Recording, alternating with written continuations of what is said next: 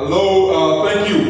Today we have another problem here, but we did a video day before yesterday, and that video was about a secant and a tangent line being common to a circle, right? So we were just demonstrating the law, our theorem according to the diagram. So today we have a problem on it. Like I said, I promise you I'm going to shoot a video on it. So today, this is a video for that secant and a tangent line being common to a circle. So automatically, if you watch that video, here they are saying you find x value.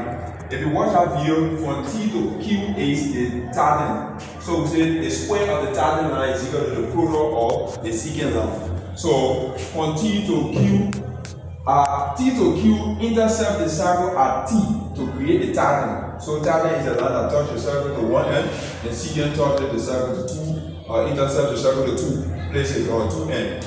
Now, let us find x value. We say the square. So in other words, we T to our square will be equal to the product of ST times our Q. Our Q, yeah. So quickly, what is R to T is actually 3x. So I put 3x squared equal to ST. If you look at from S to Q, not S to T, but S to Q. If you look at my S to Q here, it is actually the combination of 3 plus 2x. So you will see here, I have 2 plus, in this here, this line is a combination of all three of them. So I'll say 2 plus 3 plus 2x combinations times our Q. Our Q is either 3 plus 2x. 3 plus 2x. Now this is what we're having to do. So if I square this side according to the rule, I will have 9x squared. 3, meaning if you square 3x, it means 9x squared equal to this side. We get R here. These are real numbers. 2 plus 3 or 5 plus 2x. Parentheses open. 3 plus 2x. It closes. So this is what we will have here. For this bar graph, I can repeat the same 9x squared equal to, then I will multiply each of them one by one. 5 times 2, 5 times 3, of course, it gave me 15, plus 5 times 2, it gave me 10x. I finish with that. I take 2x. 2x times 3, it gave me 6x, plus 2x times 2x, it gave me 4x squared. This is what I will have. So, holding this constant here, I will transfer all of the guys on this side to work with them because I see square. So I'll bring 9x squared. We have 4x squared. Come on this side, we got negative 4x squared. We have 10, so we got negative 10x, and I have also have negative 6x. You can do the addition before transferring them, but I just want to transfer all of them to the left side of the equation. Minus 15 all equal to 0. I know somebody's wondering why I decided to transfer everything on the right side, the left side of the equation, because I see that this whole equation might end or will end in quadratic equation. So that is what I try to do. Yeah. Even if I decide to transfer this man to the right side, at the end of the day, I will still have to work with it in terms of quadratic equation. So that go there, 9x squared minus 4x squared, and then you have 5x squared. Negative 10x and negative 6x, you have negative 16x and negative 15 all equal to 0. This is what we will get out there. If you see this entire equation, it appears to be the quadratic equation as x squared plus bx plus c equal to 0. This is the coefficient of the quadratic term, this is the coefficient of the linear term, and this is the constant term. So, in the case A here represents 5. A is equal to 5. B here represents negative 16. C here represents negative 15.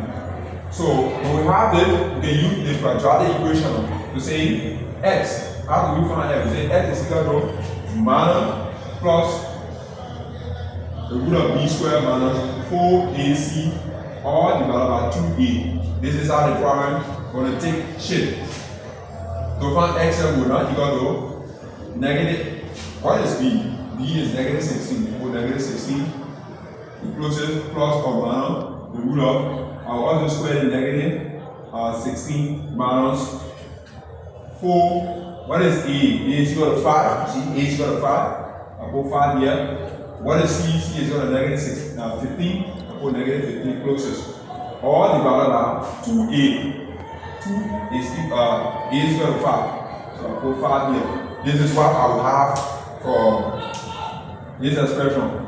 Negative and negative give me positive 16 plus or minus the root of, if I square 16, that is 16 times 16, it gives me 256, 256, 256. Now, let's see something. This negative is here, I have negative, so negative times negative, it gives me positive.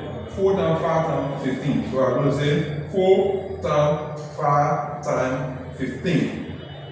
Here, I'm going to have 300, all divided by 2 times 5 is 10 on here. So I will take the product up there. So here, x will now be equal to, I'll repeat this 16 plus or minus, 16 plus or minus the root.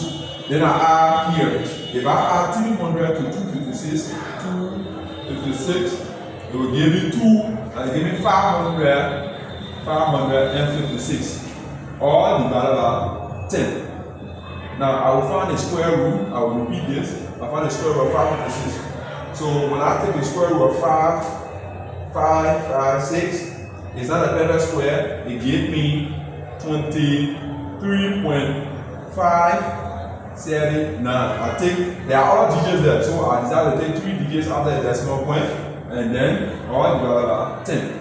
Of course, you know quadratic equation, when you're using it, you find the positive and negative value. So we'll find the positive and the negative value. The one that is positive, we'll take the positive value. So let's take the positive value at most. We go for positive. So in taking the positive value, I will say 16 plus 23, 579, all divided by 10. If you see here, if you have 16 plus 23.579, it will give you 39.579 divided by 10. If you punch it into the calculator and divide by 10 here, I'm like, well, I just give you 3.9. Give you 3.95. So 3.95 is instead of running out over 4. So this is x. If you want to find a negative, you go all the negative is not without negative number will not make use of it. So if we say 16 minus, want to find a negative, just say 16 minus 23.579 divided by 10. You do it with any negative. Once you minus that, you do it with any negative. So from that 16 minus 23.579, you get negative 7. You see that? Negative 7.579 divided by 10. Of course, you do it negative number divided by positive number, you get negative. So altogether you will end if I end negative 0.75. So this is 7579. So this is not really what we want. We want a positive value, and of course in quadratic formula, if you using the quadratic formula to find a particular number we may use a positive value. So this is actually our x value. So mean on this diagram, x is equal to 4. If we were to find the same, we find the actual distance of these lines, and we substitute number. That's it. We find the value of x. So x is equal to 4. So thank you very much. This is your platform. Continue to follow.